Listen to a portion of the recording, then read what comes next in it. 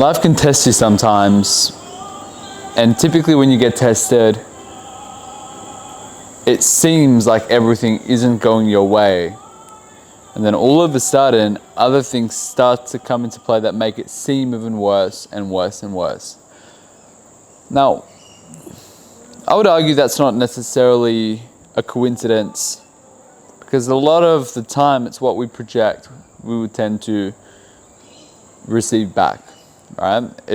What we project just gets reflected right back at us. So when you're in a bad state, a negative state, you tend to create situations to where other things can get worse, even though it may seem unpredictable at times. A lot of the time it's just, it's not a surprise actually why that happens. But your ability to really get through those times is to really be good at reframing things. And that's something I've been good at my entire life, which is just reframing whatever circumstance that I've been part of. The reason why I'm incredibly good at being able to persist and reframe is because my entire upbringing was basically training for that. Being in a family environment that was quite emotionally unstable and quite manipulative, it forced you to really train your brain to flip a circumstance into a positive. To flip a circumstance or to use that emotional negativity to then drive an action to create a positive circumstance. And I had done that my whole upbringing. And currently I'm going through a situation to where, if some people who are in my situation would feel like things are crumbling down. And I'm not to say that I never feel that way, but I am good at giving myself that perspective due to the years. So yeah, I went through a situation growing up, and literally I would be at points to where in the home environment there was so much tension that I would just plug in earphones and literally imagine I was in another world at some point. Just being in such a dramatic environment from that point of view of like always thinking there's something wrong in the family, or you're gonna get yelled at for like the smallest thing, or there's gonna be problems no matter what you do, and you try to fix it, it just gets worse. It's just not a stable environment. So yeah, when you put in that, you just get resilient as hell, and then to look at that and say, hey, that built me to be able to build that emotional resilience. So now when I'm facing circumstances from today, or let's say when you're faced in any circumstance, you know what you can do. You've built that endurance, you've built that muscle of being able to persist through those times. So yeah, life can test you, things can seem tough. But at the end of the day, what I always tell myself is, what's the alternative, What else are you going to do? When it really all goes away, all the things you're scared of losing, what are you going to do? You're just going to try again. You're just going to keep going. What's the alternative? You do nothing? I don't see that as an option. Like, it's either you just keep trying or you die. It's either one. And I've always looked at it like that. And during some of my lowest points in my life, they were some of the most empowering, I remember it would just be like, give me more, throw me more, I'll keep taking it, and I'll do more with it. Like, the harder you make this for me, the harder I come back. And it was always just a constant reframe. And I developed a lot of persistence because of that. I think anyone can.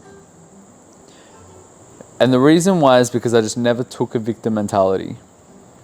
I started learning from mentors at a young age and learned that mindset of being able to control your world. Being able to be responsible for the outcome of your life.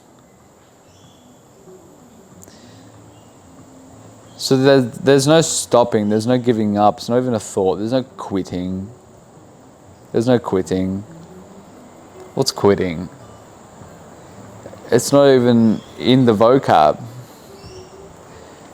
it's like, of course not. I can take hits, but I'll keep going no matter what. That's a strong mindset, you know. It's tough to beat someone like that.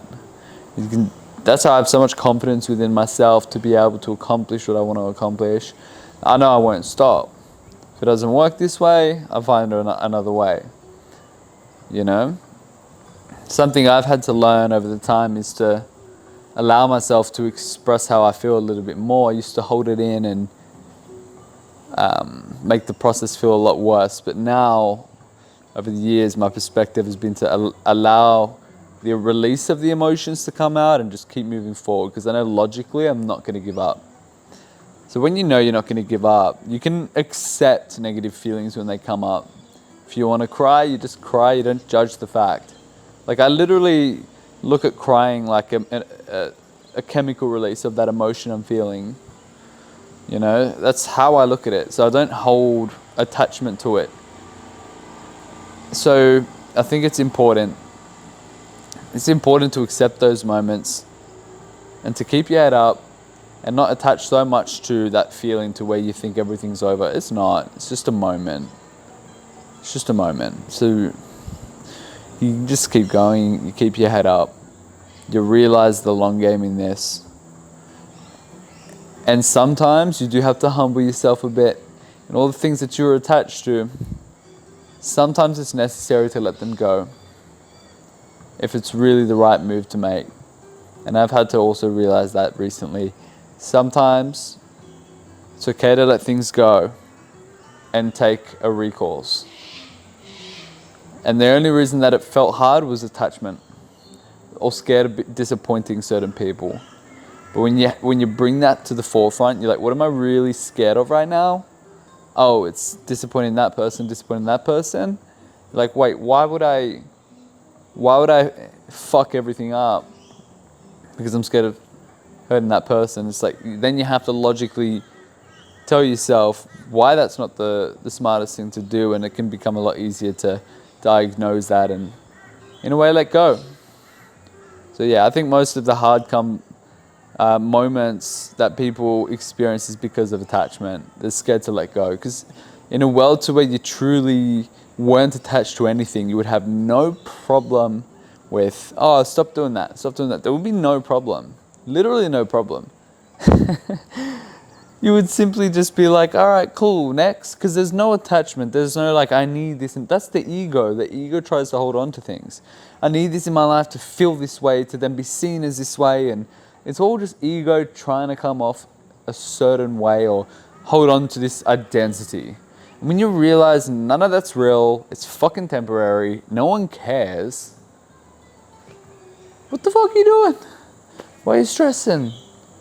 It's clearly not working, just stop doing it. Move on. That's wild, man. It's also liberating, man, when you realize all this shit that was made up in your head was just a made up reality. It was not real, it was an illusion. And everyone has these different perspectives in their own life that it's actually, none of it's fucking real. It's all perception. You know, everything is meaningless until you assign a meaning to it. So it's just perception. So maybe just ask yourself, you know, and even for me, if there's ever a period, I'm like, what am I holding on to right now? What am I attached to that's not real? And really just look at it objectively and be like, oh, fuck, man, is it really that important? Like, worst case, if that doesn't happen, it's the end of the world. Like, can I redirect my actions? I probably can. So maybe I shouldn't stress so much. And I think that's liberating, man. Just to be able to always zoom out and look at the big picture and realize it's still just a game. It's not real. It's not real. Everything on social media, like, find your purpose, it's just a fucking lie. It's a sales thing, you know? Like, at the end of the day, everyone will fucking die. And that's it. On to the next. It's just an experience in this world that we have. So just create your own. And enjoy that process, because it's just the experience of consciousness that we're simply doing. So all of this shit, like you have to be this way and you have to, it's not real, it's an illusion, it's a mask. That's the ego mind, it's the small thinking brain trying to hold on to shit, and it's not fucking real. So realize that. And yes, you can fall into the frame of like, I want to appear this way, and there'll always be moments you're in and out of it, but you utilize the tool of the ego to push you, and then at the same time to keep saying, keep that perspective that it's not even fucking real in the first place. It's all just an illusion. People in the fucking private jets and this, it's just, you're in a fucking plane in the air. Like, we're all just here, experiencing whatever the fuck we're experiencing. So experience it your own way. Yeah, we'll keep doing it and keep working, keep doing it just because we want to, because it's the experience. But it's also not the end of the world. So when you're going through moments and you're incredibly stressed, realize that. And in a video game, there's going to be times where you don't have all the resources and the weapons available, but you know when you're playing the game, it's not a big deal because you know it's just part of the process, and that eventually you're going to do the work to get it. So why is it that when you play a video game that's not real, your perspective's great, but when it comes to your own life, you don't have the perspective? Because what you got to realize is that, hey, what separates this from actually just being like a video game with all different parts that you can take in character development and all of this stuff? At the end of the day, it's just like, if we're just souls in bodies or whatever it is, we're just in our brain, almost like a simulated reality of a video game. And then we're also going to get actual simulated realities in this reality of what we deem as the world, right? But then you die, and you see what I'm saying? So you got to almost, and this is why I love the spiritual journey, because it allows you to integrate everything. Fitness, business, spirituality. It's like when you can really learn all of these things in your life, you can have the ultimate perspective. And that's my objective, you know, to keep developing that so I can keep giving you perspective, giving you the tools to win in the video game of your life, how you want to play it.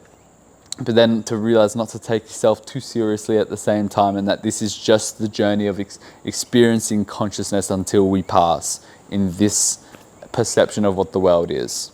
And who knows what happens? Maybe we were just souls, we're all just energy, you know, that was all always there. And that's where you can get into a whole other topic there, you know. If we're all just energy, we're part of the same fabric, there's no separateness, you know. We think we come and go, but we're just all there the entire time. And consciousness is just an experience. But I'm not well versed enough to start talking deep on that in a way that I can explain it well. But it's a very interesting realm that I'm going to continue to develop and share that experience too. But it just makes things seem a lot smaller than what it can feel sometimes.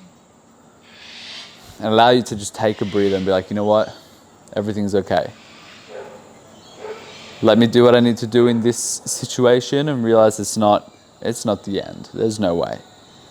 You just find a way, because you are the kind of person who can keep finding a way. You can get hit down, and then you just find the way again to build back up. You let go of how you're looking and all of this shit because it doesn't matter, and you just do what needs to be done. And just ride that process. There's no giving up, there's no quitting. Quitting what? Quitting life? Come on, man. Just do what you need to do. And separate a little bit from your emotions. Use them as a tool. Okay?